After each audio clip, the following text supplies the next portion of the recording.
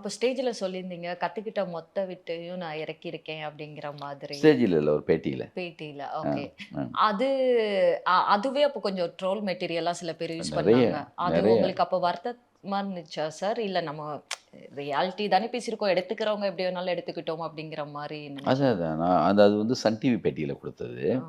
அப்ப அஞ்சான் படமே இல்ல. அஞ்சான் படம் பண்றதுக்காகவே பேசின பேச்சு இல்ல அது. ஆ.